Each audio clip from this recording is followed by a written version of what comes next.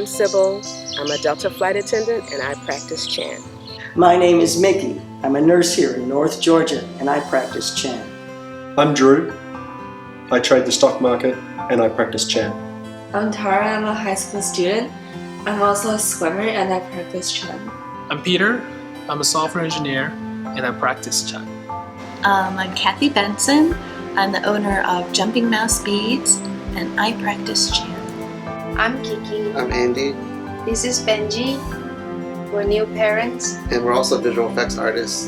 We practice in Chan. Hi, we're the Leo family. We're from Irvine, California. My name is Jean, and this is my wife, Christina, and my daughter, Elizabeth, and my other daughter, Emily, and the latest addition to our family, Carmen. And we all practice Chan.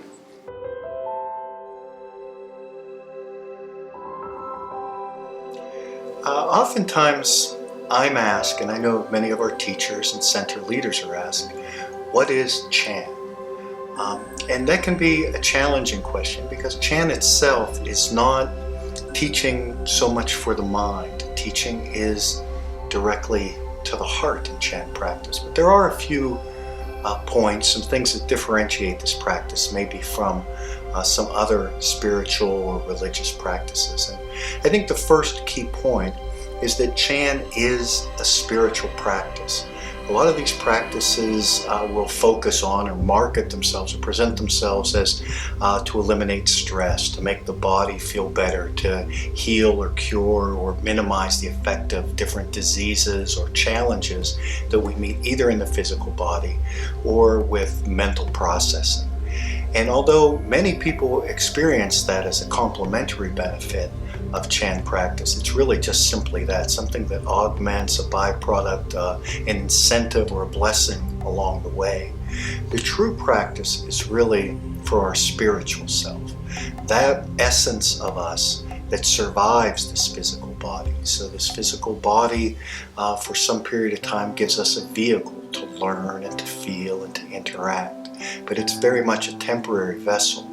Chan practice, most wonderful benefit by far is as this body fades, as this body goes back to the natural elements of the earth and that essence of spirit is left, Chan practice provides us the opportunity to evolve that to something better, to something greater, to something lighter and brighter, more pure, all the way to enlightenment within this lifetime.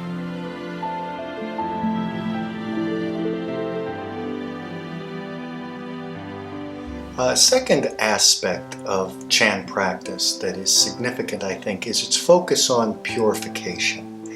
A very integral part of the practice is being aware of increasingly subtle manifestations of those things which make our life more challenging or more difficult.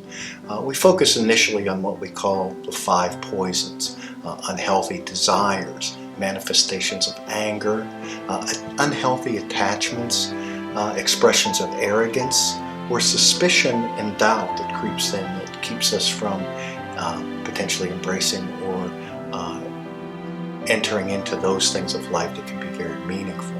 So we focus on these as areas of purification, not as dogma, not as commandments, not as precepts, not as a prescription by which one must live their life, but as a guideline that if we are willing to commit and discipline ourselves to being aware of these and making a commitment to self of how we choose to meet them, how we choose to interact with them, we find that as we allow anger to dissipate, it's filled with compassion in its place. When we let desire dissipate, we find freely giving and sharing replaces it. So we find that life becomes more pleasurable and more fulfilling by coming from a position of purifying by however we choose to design that. We decide for ourselves what purification is, and we decide for ourselves how we're going to bring that to life.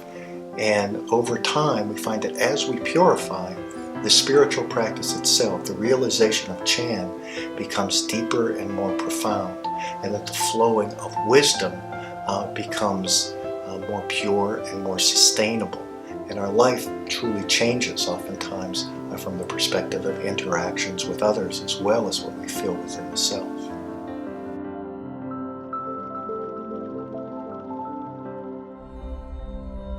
Sharing the practice is also a very important aspect of the practice. We see this very interesting transition that practitioners go through. It's very common that as people come into the practice, they come in for, lack of a better term, selfish reasons. They come in because I want to feel better. I want to be a better person. I want to relieve stress. I want better interactions. I want to be able to distance myself from those things which I consider in my life that are impediments or challenges or hindrances. But what often happens with practitioners as they deepen the practice, they find this very wonderful transition that happens, that doing it personally for the self becomes less and less important, and helping others, extending loving kindness, extending compassion, helping to heal the pain of others becomes much more fulfilling than anything we could do with ourselves. And we find that this is a very natural transition that many practitioners go through. And it's one of the most beautiful aspects of practice, is that it's not for some concept of an individual self, but for bringing the light to all beings.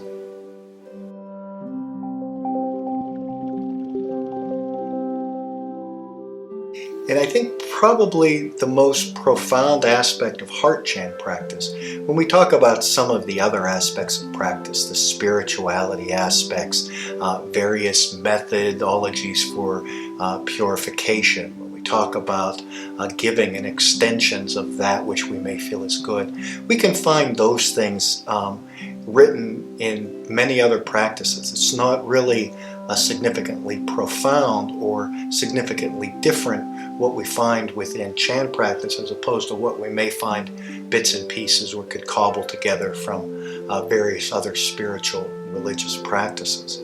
What is really different is the fact that we have a living Shifu, a living enlightened master in our generation that comes from an 85 generation unbroken lineage.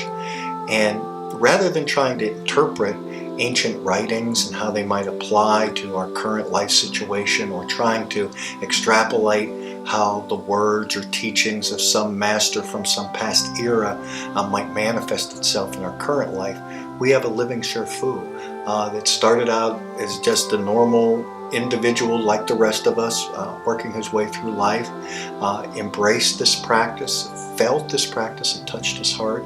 He dedicated and disciplined himself to the point of reaching full and complete enlightenment in this lifetime. And by having a living Shifu in this generation to guide us, the teaching is very fresh, it's very real, it's very vibrant.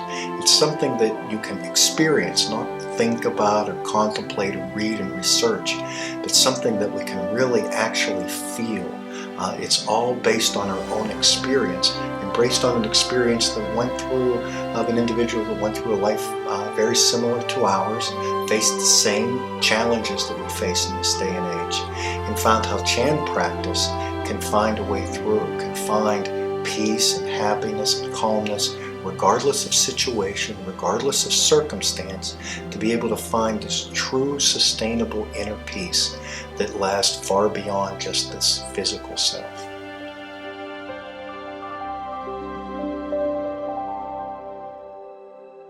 I first came to Chan, I was looking for Tai Chi, Qigong, because of arthritis, things like that. When I came here, I found out they were into meditation. Meditation kind of made me hesitant because I am Torah observant, and I didn't want any type of religious or deity to mess around with that. After being here a while, I found, after doing some studies and looking online, that it's got nothing to do with a deity. It has actually helped me in my understanding with my Heavenly Father and spiritual mother, and understand the Torah a lot better. I was born Baptist and converted to Catholicism. Chan came to me at a time when I was on my journey, and of course always looking for something more to connect all the dots. And in the silence of meditation, I'm able to pay attention to what I believe to be an energetic connection to God. After I can remember having meditations at home and coming out of the meditation with going into the meditation with no particular question in mind, but then coming out of the meditation with an answer to something that, may have been troubling me. So I believe that the energetic connection is one of God. I think I was able to get very deep into the source of all these. And somehow all of these negativities started to flow. If I can imagine, like whatever, but the top of my conscious mind is kind of like the surface of the water. I felt that all of these negativities, all of these things, these poisons were buried deep inside my heart, somehow floated on top, and then I was able to pick them out one by one and then make them less and less significant. So my heart is not as bothered by them anymore. And that is, I don't know, that might not sound significant, but it is very significant to me because that affected everything I do, and all the decisions I make, and then even the most minute interaction that I had with other people. I still remember that day, me and my mom sat down on the green mattress, and at first I feel really anxious, but after 5 minutes I could feel this peace and harmony in my heart.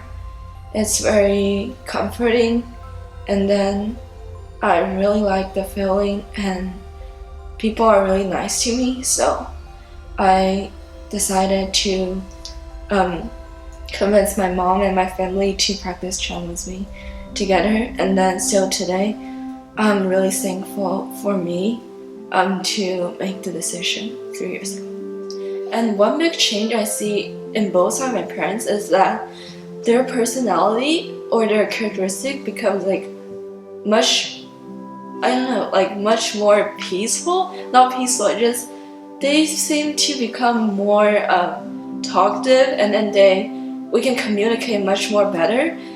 Before they might seem like a parent, but now they might seem like a really familiar friend to me.